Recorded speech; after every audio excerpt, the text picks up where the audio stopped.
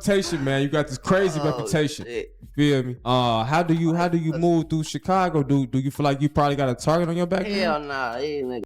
Yeah, man, I'm outside every day. They ass ducking. I never see people on live dropping my love, showing their ass where I'm at. We be outside every day. I be from up everywhere. Reputation has always been everything in hip-hop. When you talk big, you better have the proof to back it up. But it's funny, this kind of pressure only seems to hit rappers. Nobody ever questioned legends like Freddie Mercury, Tom Jones, or Johnny Cash about whether they actually did the wild stuff they sang about. In the twisted scene of drill music, the rules hit different. The more you've been through, the more street credit and money you get. But fame in this world is double-edged. Sure, being known as a real one might bring quick success, but it also paints a huge target on your back. In the streets, fame can make you untouchable, or make sure you don't live long enough to enjoy what you built. For Bloodhound Lil Jeff, there was no turning back. I'm taking the killing school. Class start next week. You gotta at least have two. For I ain't coming with no. You ain't got shit. Can't work with no beginners, folks. You gotta at least have a two. I'm gonna give y'all two minimum. I'm gonna start at two minimum, cause y'all know where I'm gonna start at two minimum. Now I'm just doing it for a tradition. I'm gonna start at two minimum, man. Two, you gotta have a minimum of two. No, anything, you gotta have two.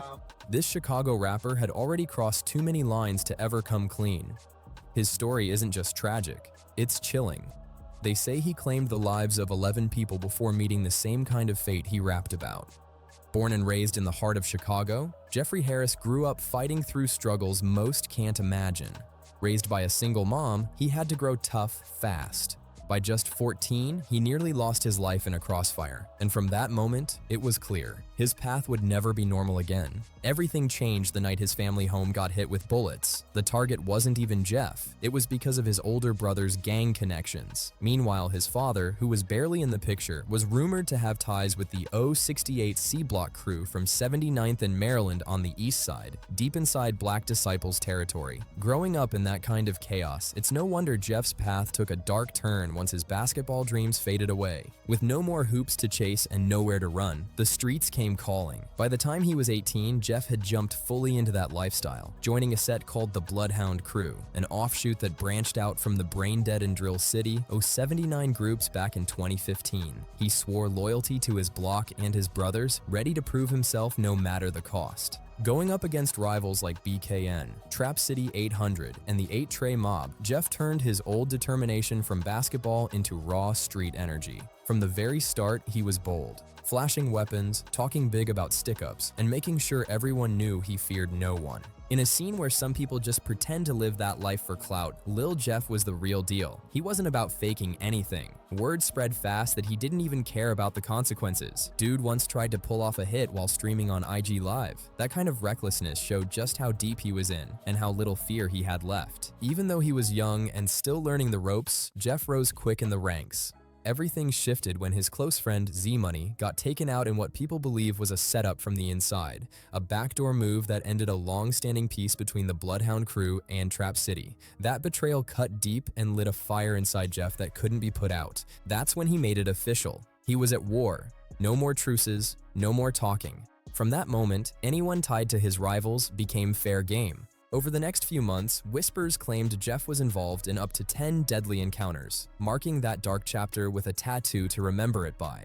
The real details are still debated, but names like Low Gutta from his circle, Clay and crew from H-Ray, and a 33-year-old known as Black from the Evans mob often come up when fans and so-called shirikologists discuss his legacy. Hey man, get the people they shit back. Like Them that should never been trying to kick it down the line of green. Pouring in. That's it, $10. That cost him his whole hustle career. Everything he worked hard for, it lost it all. There were certain incidents that Jeff seemed determined to prove he was behind, though he never actually turned himself in. The first major one was the killing of Trap City's own Al. In June 2023, Al was catching a lift near the 1300 block of West Taylor in Little Italy when a car pulled up and shots rang out. By the time he reached the hospital, it was too late. The driver, Robert Smith, later described the chaos of that moment, calling it one of the most shocking things he'd ever seen. Even though no one was officially charged, Lil Jeff wasted no time jumping online to claim he was responsible. He even went as far as to mock the scene later on social media, using it as a way to taunt his rivals. That moment made his reputation skyrocket in the streets, but it also showed how deep he'd fallen into the cycle of violence. But what really sent his name echoing across the city came early the next year. On January 26, 2024, tragedy struck again with the double killing of two teenagers. Monty Williams, known as Monty Ontario, and Robert Lil Rob Boston, both allegedly tied to the rival BKN crew. Reports said tension had been building ever since an attempted robbery that Jeff managed to escape from. Convinced that BKN was behind it, Jeff wanted revenge. That January afternoon outside Innovations High School turned into chaos when masked shooters rolled up and opened fire. Monty and Lil Rob were both struck several times, marking one of the most disturbing moments in the ongoing feud. Monty and Lil Rob were just 17 and 16 when their lives were cut short. The daylight attack left Chicago in shock, not just because of how public it was, but because of how young the victims were. Yet for Lil Jeff, the tragedy became another story to brag about. Man, look, we exposing this nigga, cuz his ass is fuck. We got an AP already, Scone. I'm having my way in Chicago, Illinois. Another moment to build his street image. As he started pushing into rap, Jeff began dropping bars that hinted at his real-life feuds. In one of his lines, he rapped about turning Za into Za, a slick but dark nod to Monty's nickname. He didn't hold back, throwing in wild lyrics like, "Bitch, because they know I smoke. We really spank sh." Those words stirred major controversy, blurring the line between his music and his street life. Before long, the name Bloodhound Lil Jeff started buzzing all over Chicago. His growing reputation only fueled his fame, but that same fame also brought an army of enemies, both online and in real life. Even though people started recognizing him more as a rapper, his music career never really had time to grow. His first songs, like Can't Beat Us, only dropped about 2 years back, but the attention came fast. His reputation, mixed with internet chatter labeling him an active shooter, gave his mixtapes, like Steppin' in Blood, a huge push. Soon, YouTube and Reddit were full of people dissecting his every lyric. Interview requests started pouring in, and when he did speak, Jeff kept it mysterious, hinting at his lifestyle, but never fully exposing what he was really doing in the streets. Lil Jeff didn't just accept his street image, he embraced it every time he got the chance. His legend kept growing fast, and soon the talk wasn't just about what he did in Chicago. Rumors started flying that he was moving differently, that maybe his reach stretched beyond his own block. Both in his own tracks and in songs from his allies, like his homie Lil Scum, Jeff dropped lines that had fans guessing he was working as a kind of hired muscle. It sounded wild, but people ran with it. The idea gained traction when Jeff popped up in Milwaukee rappers' music videos, and artists like K-Rex even shouted him out on Instagram with posts like "Free Birds for Life." That only fueled the mystery around him even more. I was 16. I was trying to play basketball,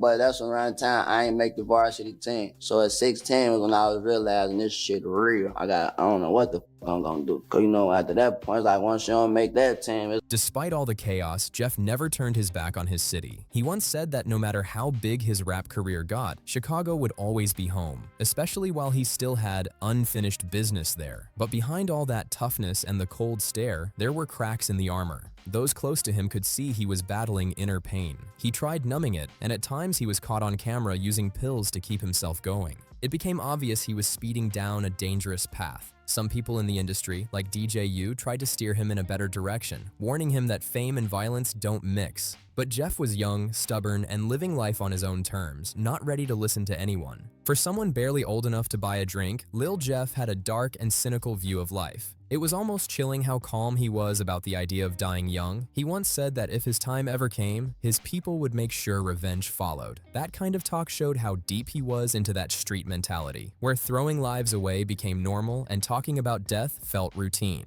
Jeff didn't fear going out in a blaze of infamy. He expected it. To him, once you stepped into that life, there was no escape. That mindset made him eerily similar to one of his biggest rap inspirations, King Von, who carried that same ride or die energy. Lil Jeff lived by that code, never backing down, never running, always ready to keep pushing no matter how close the danger got. So when things eventually went bad, no one close to him was surprised. It felt inevitable. Those who really knew Jeffrey said they could sense it coming, especially with how reckless he'd become in his final year. In 2024, the very same year he hit fame, his story came to a violent end. By that point, Jeff had made plenty of enemies, especially among the Trap City crew. He was already high on their radar, and tensions exploded when he rolled into their territory trying to pull off another hit. But this time, the plan backfired. Can we make Chicago a better place? You can't. This shit fucked up. Yeah, that's how. If you what you could do for now is just mind your business and just that's it. Just stay in your own lane. That's all you could do. But it's fucked up. I ain't this shit fucked up. You just gotta get the fuck on. If you can move, go ahead and get the fuck out of here. Yeah, I know you aspire to move one day once you No. No? I ain't ducking my shit, boy. Then you wanna stay? I love the racket, boss. I'll move one day though, but not right now. As he charged into a house chasing one of his rivals, chaos broke out. Within seconds, shots were fired, and Jeff was hit straight in the chest. The same streets that made him a legend became the place where his story ended.